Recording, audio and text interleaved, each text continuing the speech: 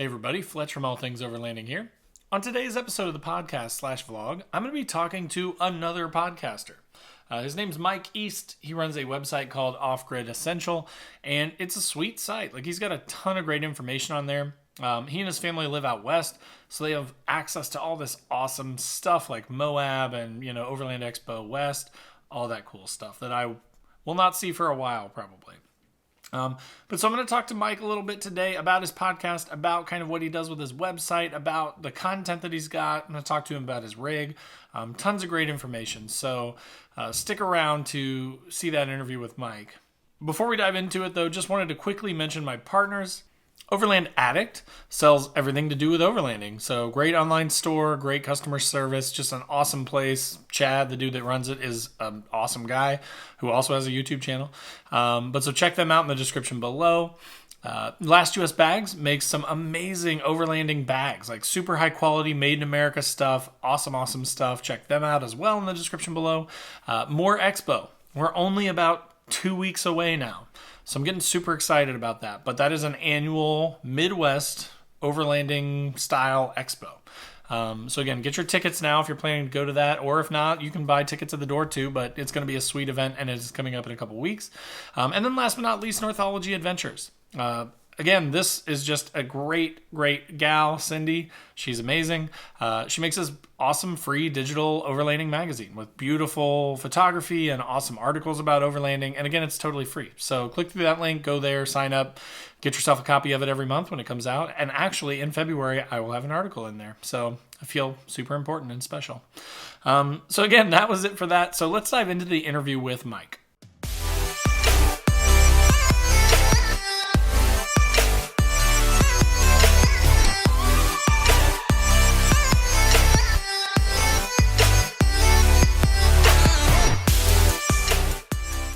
So yeah, Mike, welcome. Thanks, man. I appreciate it. This is the awkward, weird part. All right, we'll do this guy. It's all all right. good. Hey, Mike, welcome to the show. Appreciate you. Hey, thanks, man. I appreciate it. Yeah, no problem.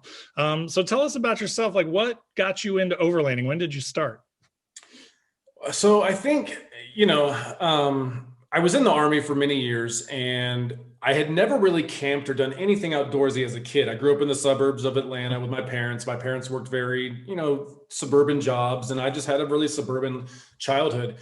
And when I joined the Army, I joined Combat Arms. I was a tank crew member on an Abrams tank, and that career field in the Army puts you what they called in the field for weeks and weeks at a time, where you were living out of a duffel bag. And I used to think it was fun. I used to think going out and kind of camping with the tank and, being outside for weeks at a time was a lot of fun. But I was young, and that was just kind of the Army thing. I didn't really think much of it.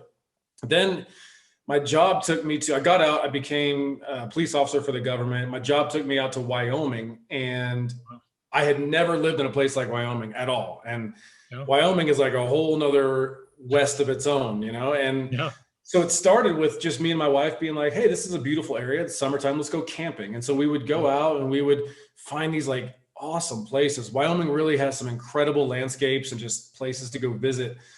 And it became like this family thing we did, where we were unplugged. We were just enjoying each other in the outdoors. And you're seeing all these beautiful places you wouldn't see from your house. And it became just this hobby. And then we moved down to Colorado, and that just opened up more doors for outdoor activities. And so it just became like this, we just became like this endless recreational family. We were every weekend heading over the slope to Moab, and it's just a lot of fun. And, Moab being 6 hours from my house, it's an easy weekend trip to go do. Yeah. And so it just evolved from like, hey, we're going to go camping as a family just to get out of the house. And then it became, hey, we're going to go every weekend. And then it became, hey, we need more stuff for the truck. And before you know it, you're just really deep into this lifestyle. Right. Yeah, that's awesome. I looked at Moab once because I'm stuck in Indiana, so I'm super jealous. But I think it's like 24 hours of driving for me to get there. So a friend of mine. Well, you could drive 18 to my house, and then we could just shoot over. There you go. I'll just come there and work for like a month, and then just kidding. But yeah, I was like, my buddy's like, let's take a week trip. And I was like, okay, but like at least 2 days of that each way are driving. So we're going to have 3 days on the trails, which is not bad. But if I'm going to do it, I want to take like 2 weeks and go out there. After getting there, you'll be a little just road fried, it'll be tough to enjoy the trails. Yeah, for sure. Well, that's awesome. So what's your rig? Like, what do you drive now? So I have a 2013 Toyota Tundra Rock Warrior Edition, which I love that truck. It's the older model, but I like the look of it. I like that they had that Rock Warrior package when it came out. I still love those wheels, just that Rock Warrior wheel package. And so I keep it just the way it came, except for there is a Toyota factory installed level on the front. Nice. And other than that, I've got a snug top camper shell with a Thule Tepui Kukanam 3 on top of that with some Yakima racks and BFG KO2 tires. And, pretty much just a pretty standard truck. Yeah. Now that's awesome. It always does kind of crack me up. Like people are like, you should, with the Nissans, you should Titan swap it and put, Titan underpinnings and give you more room for lift. And you should VK swap it and put a 5.6 liter V8 out of a Titan. And I'm like, but that defeats the purpose for Overland. Like I want reliability and like that stock reliability with a little lift and some tires to make it, and maybe some armor to protect it. But yeah, keeping it stock like that, I think for overlanding is a smart. We're not rock crawlers, right? Like for overlanding, that makes perfect sense. So I love that. And those things are bulletproof too. Those earlier Tundras like that. It's got 145,000 miles. People think a lot of people think that's really high mileage. I'm going to ride that thing till it falls apart. I just love it the way it is. And you probably got 10 years. Yeah, exactly. That's awesome. Very cool. So do you prefer then, that kind of answers the question a little bit maybe, right? But do you prefer like older vehicles or are you more of like, I may buy the new Bronco or like, do you like newer vehicles or do you like older vehicles? So it's funny. I have this Tundra, but prior to that, I had a new Ram 1500 and I hated it. And it wasn't just because it was a Ram or Chrysler vehicle, like a lot of guys will say, which there's some truth there to that, Sure. But beyond all that, I would put money into it and I would lift it and I would add things to it. And I'm like, it's too pretty. It was too clean. I just like a little grit in my vehicle. I like to have a little age on it, some Colorado pinstriping from the branches. I like that stuff. And I would drive it into the mountains and I'm like, oh, I don't want to scratch it or, I just didn't like it. And I kind of like having something older with character. Yeah. I love that. I'm the exact same way. I have a buddy who has a Ram 1500. Yeah, I think it's a 1500. And I have a funny video of him from that camping trip a couple of weeks ago that I was talking about where his four-wheel drive is out and he's waiting on a part from Chrysler. It's a Chrysler, right? There you go, yeah. Four-wheel drive is out. But he's in two-wheel drive and there's kind of a little muddy lift that you have to get over just to get into the campsite. Just getting into a campsite, not a trail. And he gets up this lift a little bit and it kicks sideways and he tears his rear tail light off getting into the campsite. This was 2 weeks ago. And the same thing, right? Where I was kind of like, if that was my truck, like, I'd be mad, but like, it's 16 years old, Exactly. like I wouldn't be heartbroken about it. Like everybody I feel like and tell me your thoughts are like running out to buy the new Bronco. And I'm like, yeah, it's cool. But like, I would never take that off road. Like, can you imagine putting all that money into that new Bronco and then your first trip out, you're scratching things, breaking things, new parts are just not even known yet. Reliability, who knows, right? Yeah, you're jumping in, you're gambling. I personally think you're gambling at that point. But again, some people love having the newest, latest stuff. Yeah. My wallet and my own affection for older things won't let me. Right. Yeah. I think I have a really tough time with that argument because I do think like my wife leases a new vehicle every few years because she's boring and she doesn't like to modify things. And it is kind of nice, like having warranty and not having to really care about it or worry about it. But man, I'm telling you, that first time I heard a scrape under the truck or something going over some rocks, I'd be freaking out. So, well, on that note, we're in the same position. So I have the older truck with high mileage that we take all over the country. But my wife, because she saw all of this van life stuff, and so we just went out and bought her a new ProMaster 2500 high roof van that we're going to start building on because we have kids and sometimes we just want to be self-contained and just jump in the back and solo stealth camp at a Walmart parking lot if we're traveling or so that's going to be fun. And like you said, it's got the warranty, it's got that peace of mind. Like I could drive 100,000 miles and I should be okay. Still Chrysler, but it should be okay. So we threw some new all-terrain tires on it and we're going to start a slow build on it, but I like my old truck with character, and I also like her new vehicle with that peace of mind. Yeah, that's a good answer.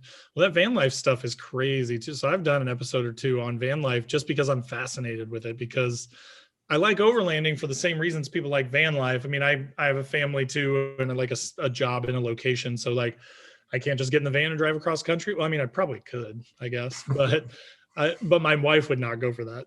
But I love that van life thing. So like, how deep do you guys think you're going to go? Are you just going to use the space? Or are you going to build out wood interior and sinks and shelves and beds?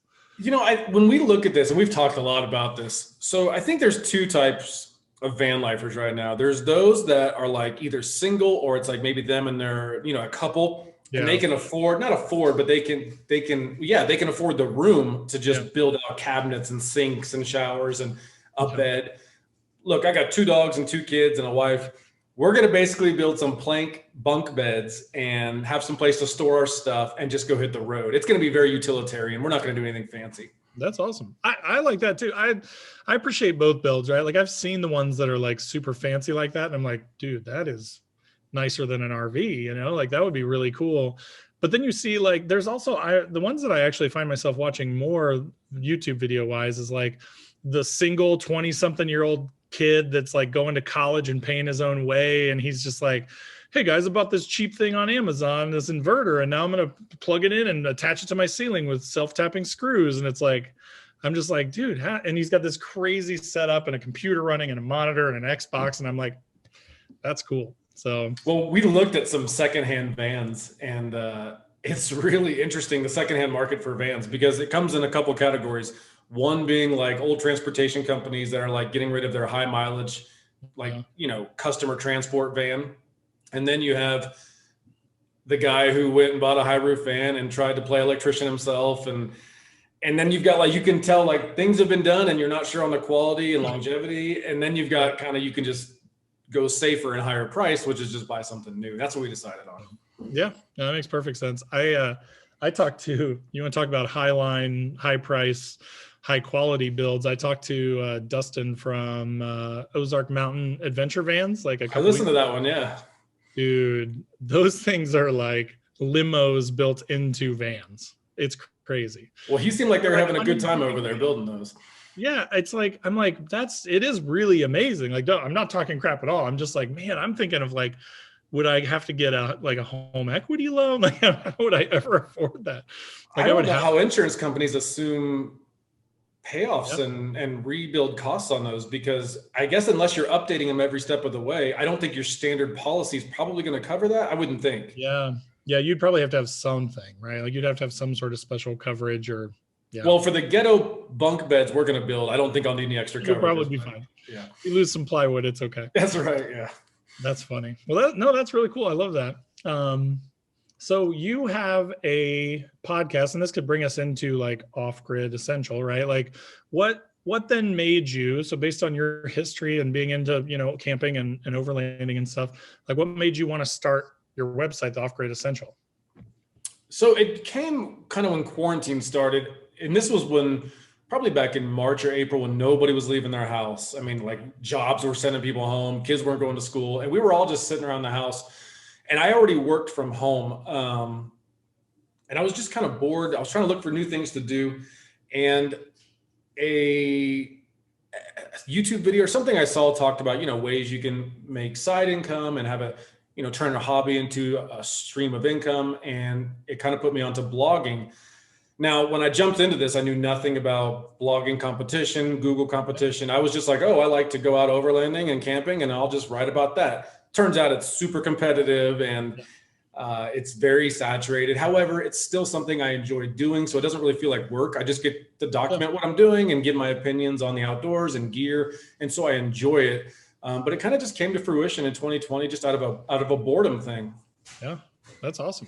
That's awesome. Well, and I mean, I've taken a look, and obviously, of course, guys, as always, I'll put a link in the description to the website and everything, but it sounds like you get a lot of visitors and like you've got a ton of awesome content on there. So like, is it all based off of your trips, or do you like do research and like come up with topics, or how do you like come up? Cause you've written a lot. Like I've had a website for like 4 years and I have like maybe 20, 25 blogs on there, but like you have a bajillion.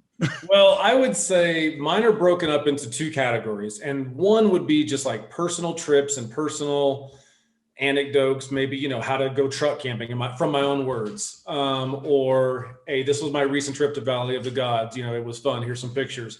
Yeah. And then there's the other side of, I need to monetize this and try to at least turn this into some sort of income. And that would be where your average consumer Googles things like, what's the best shovel for overlanding? And then I'll kind of do some research, look at the top competitors, give the pros and cons, link them to Amazon or those companies, and get a little small affiliate commission.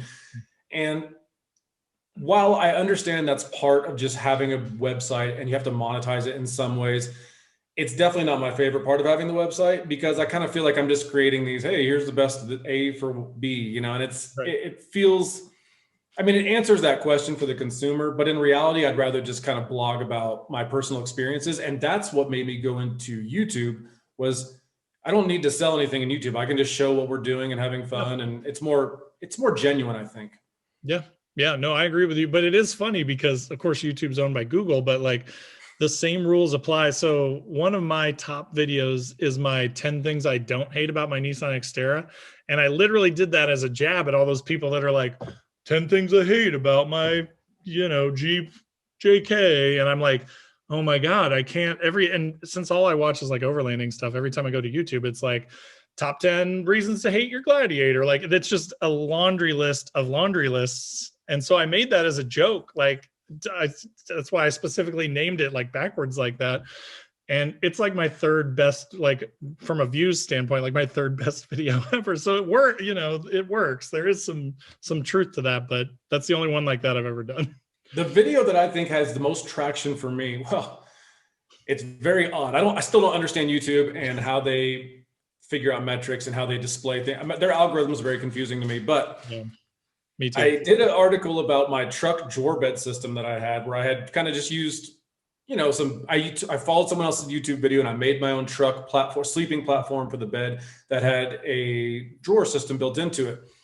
And I did a video about that drawer system, and that video does very well, relative to my small channel, it does well. But then one day when YouTube Shorts came out, I took like an 8-second clip of driving through Moab, and I wrote driving through Moab, and I posted it 8 seconds, and it got 2,500 views in like 4 days. And I'm like, what is going on? Like, this makes no sense. That's crazy.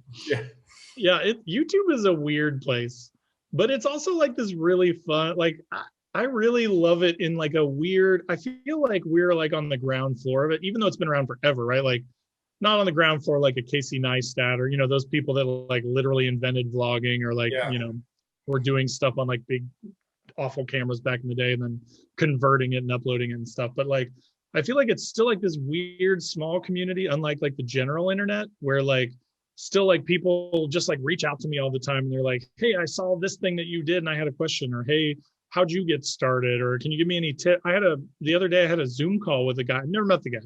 He messaged me on Facebook. He liked one of my posts in like an overlanding Facebook group. And he's like, dude, I'm trying to start a channel. Could I chat with you, pick your brain sometime? I was like, yeah, man, I got an hour. You want to just hop on a Zoom? And we just had a Zoom. And he was a super nice guy. And I walked him through like how to set up a little free extension tool and stuff. And like, but it's so fun like that. Like you can reach out to these people and they're just humans. Like they're not people, real like celebrities or anything. They're just normal people. And like some of them aren't willing to help. But for the most part, I feel like a lot of people are very helpful and like down to earth on YouTube still. I think people understand the grind. I mean, yeah. If you say to yourself, I'm going to start a YouTube channel, or I'm going to start a website, or I'm going to start a podcast, any sort of publishing or content creating business, on face value, it feels like it'll be very easy. I'll write a bunch of blog posts. I'll just make a couple of videos, real easy, and I'll post them and I'll get some followers. But in reality, it's keyword research and planning and editing and then promoting, or at least trying to get your word out there. It's a very long, like I said in the email, it's just kind of a marathon. And I'm just embracing the fact that this is a long game. I don't care how long it takes. I'll just have fun and do it, Yeah. Well, and you have to be careful. I try to be a really positive person, but I think deep down, I'm kind of a hater, like deep down, like, and I actively push that down, but like, I've definitely seen people who like, they will start a channel like a month ago, and then they have like 50,000 views on every single thing they've ever done. And I'm like, how did they do that? Like, I've been doing this for a year and a half and I have 3,500 subscribers, you know, and like these people have like 3,500 is a feat, man. Ask anybody who started a channel. That's not easy to do, you know? Oh yeah, it's crazy. But at the same time, then I'm like, that's so great. And I am super excited for you. And like my audience is it's different people like different things. And I think everybody probably has like 20, 30, 40 YouTube channels that they follow. So it's not really a competition, but still I'm always like, I don't want to like focus on virality as my focus, but I kind of question sometimes, like, am I doing something wrong? Like, should I be thinking of like the top 10 lists every week and dropping a top 5, top 10? But I don't want to do it to my audience, you know? Well, I foolishly just yesterday posted and I hate blah, blah, blah about my rooftop tent because I was trying to just think of something that might get more clicks. And, you know, when you don't have a lot of followers, it's tough. You have two options. You can just post what you like and forget algorithms and forget, you know, the noise, and you might get traction and blow up that way. Hopefully. Or you can try to hack the algorithm, as they say, and see what works. And let me tell you, neither works for me on YouTube, but I'll just keep playing. Yeah, YouTube is really, really, really weird in that regard, where it's almost like they have some sort of a set, I don't know what it is, but like a set term. I mean, it's basically the rules to monetization, right? Like you have to have 4,000 hours of watch time in a 12-month rolling period, plus at least 1,000 subscribers. And that really is, I think that's the algorithm, right? Is like, they want to just see that you're going to do it and you're going to do it consistently, because that's what people like, is people like knowing every Sunday is when I drop my podcast / vlog, every Sunday for the last like year and a half. And YouTube, especially, I mean, I think my people like it too, because they know, hey, it's Monday morning, I have a new thing to listen to on my way to work. But like YouTube especially, I think has responded. And again, it's not like they're pushing me to the top, and like there are people making way cooler stuff than me and way better stuff than me. They go way more viral than me. But like I feel kind of blessed in a way that like I feel like they're definitely giving me a little bump on some things for being consistent. I think that slow and steady approach is, because I've been following SEO pretty closely for the last year, and I think Google's push right now, and like you said, Google being a parent company of YouTube, I think they're rewarding consistent quality publishing, whether it's a website or a YouTube video. Because I think the internet over the last few years became like this land of just post your top 10 of anything and be at the top of lists. And I think Google's now looking for more quality, consistent, genuine publishing on any platform. And I think that does slowly get rewarded. Yep. No, I think you're definitely right. Well, and I mean, when you think about it, right, like that's to your point of hacking the algorithm. And I've been in marketing for a while now. And so I hear that stuff all the time. And like, it's a buzzword. It works. But at the same time, like that's literally Google's aim is to stop that. Right. Yeah. So like the best advice I've ever gotten or given to like a client or anything like that, like we've had clients before in marketing stuff that I've done that are like, I need 5 posts a week on Twitter and 3 posts a week on Facebook and 2 on YouTube and whatever. And we're like, why? Like, why do you just want to make content for content's sake? Like, if you just really focus on who you want to engage with your content and write good stuff that shows value and helps them, then like you will get that loyalty. You'll get that, you'll build that brand, you'll build that background. And so I feel like that's really where they're going with it. And that's what I hope. That's my real hope is like, again, I did that one as a kind of a joke, like, hey, top 10 things I don't hate, just to see if it would go, spike through the roof. And it did, which is a little disconcerting because I'm like, dang it, I'm trying to make good stuff here and not just follow the trends. But when I follow the trends, I get more views. But I hope that the audience sees that that's good, right? And same with you, because I'm sure that you get, like you said, you get a ton of visits to your site, way more than I do, which is impressive. So, well, that's only because I embraced that whole... That I hate to say it because it feels very like low effort when you do it, but when you're like, all right, here it is, the best tires for overlanding, like I hate writing those articles, but sometimes Google will reward those if that's what people are genuinely searching for. It's low competition.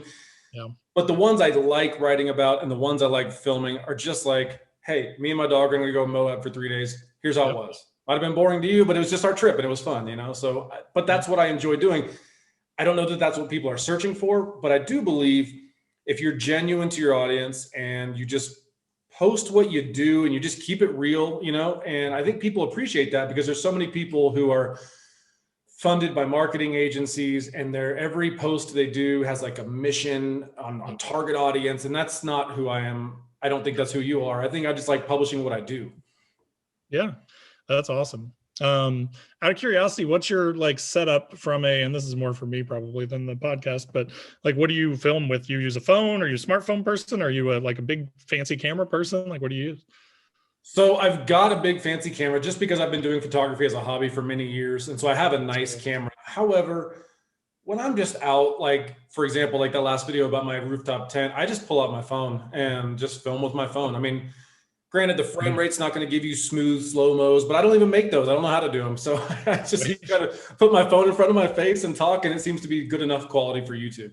Yeah, that's great. Well, that's I've become friends with Jeremiah from Overland Pioneers, another YouTube channel. Really super good guy, but like we have this exact same conversation because like he is a photographer, like he does real estate drone footage and photography for a living. And I'm sitting over here with my little iPhone and like my little DJI Osmo Action, and I'm like, I'm a YouTuber, and I'm talking to him and I'm like, what do you use? And he's like, and he took some amazing shots of my truck, like when we went to the UP of Michigan, and like I was like, oh, this is why you need a real camera. But that aside, like as I'm talking to him, he's like, dude, I hardly ever use the camera. He's like, unless I am literally saying I'm shooting a video for a client that is a professional video and it needs to be professional, like 4K high quality video. He's like, I just use my phone 95% of the time. It's the exact same thing. It's good enough, and it's so much easier that you don't miss stuff, right? So yeah, I like that. And the mediums we use to absorb content these days, Instagram, Facebook, they can't even support what your big fancy camera is going to put out. So unless I'm doing like astrophotography when we're camping and I want to get the Milky Way, which I can't do with my phone, I'll pull out the nice camera and take a good shot. But 95% of the time, my iPhone's in front of my face, and I feel like a dumb 40-year-old with a DJI Osmo talking to it. But it is what it is. That's what I like to film on.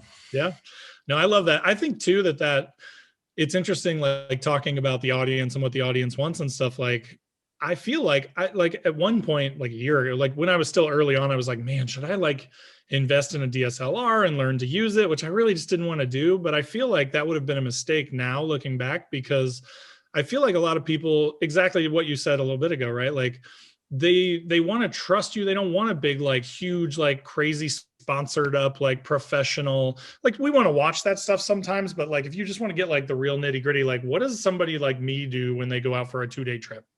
Or, what chair is that guy using? Because he obviously doesn't have $1 million, right? And I don't either.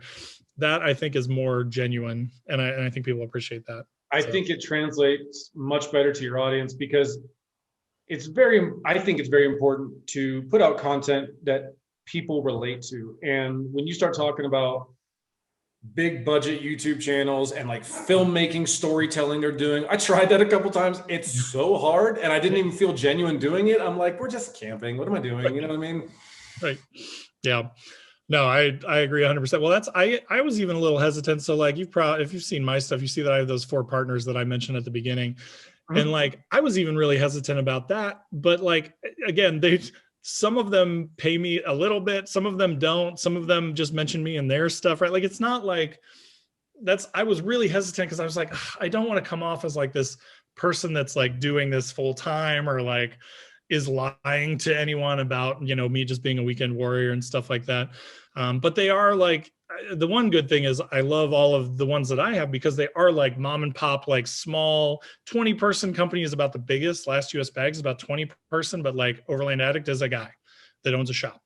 And Northology is a gal that runs a website and takes people on tours. And, More Expo is a guy that runs an exposition once a year. Like, they're just like real normal people. So I always worry about that, but I hope that people see that that's not like some sort of a money grab, or like that I'm trying to be like the next Expedition Overland. I like these guys, and, we all mention each other and help each other out.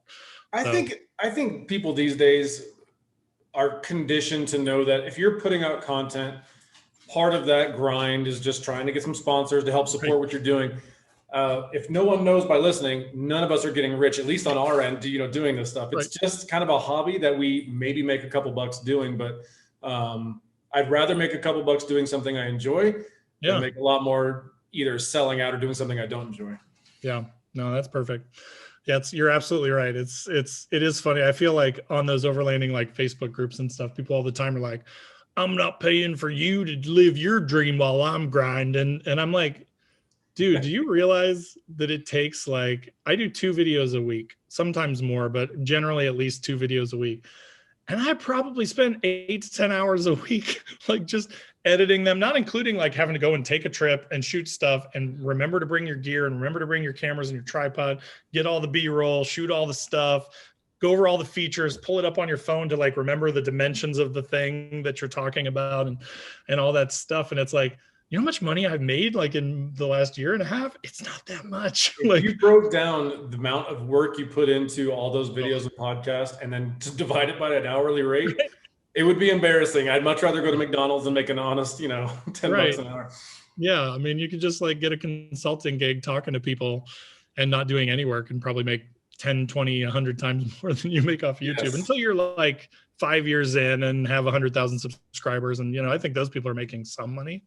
But yeah, it's fun, right? It's like you said, it's for the love of it is really the reason. So yeah, I agree. And I actually did a podcast episode about that topic, not necessarily like sponsorships or how the reasons why I do things, but I did a podcast very recently where I just discussed like the word overlanding. And I know this is like so controversial to some people because they take it very seriously.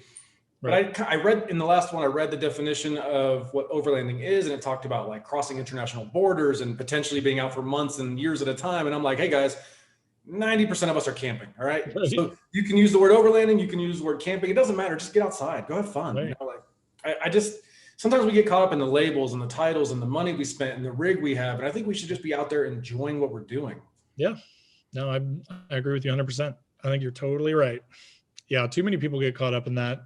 That's been the new trend that I've seen in the last like week is people posting their own definitions of overlanding and then getting eviscerated for it by people. Oh gosh. It's like, I even said in the podcast, I was like, I'm pretty sure half of you guys are turning this off right now because you're irritated with me. And I get it, I understand.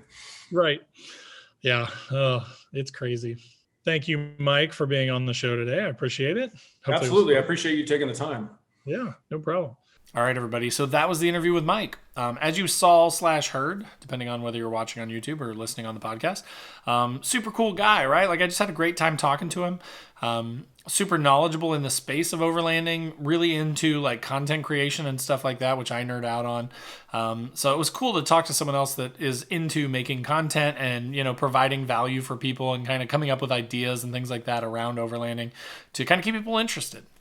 So again, special thanks to Mike for coming on the show. I really appreciate it. Again, down in the description below will be links to all of his stuff. So if you want to learn more about Off-Grid Essentials, if you want to listen to his podcast, he has a much more podcast-esque voice than me. So if you're listening to me on the podcast, sorry, I'm not trying to like push you away from my podcast. I hope that you'll stick around, but his voice is a little better than mine. So go check him out too in the description below. So, but of course, as always, thank you guys for listening. Thank you guys for watching on YouTube. I appreciate all of you. I love hanging out with you guys. I love it when you ask questions. I love when you post up comments on the videos. So thanks to you guys. And we'll see you next week.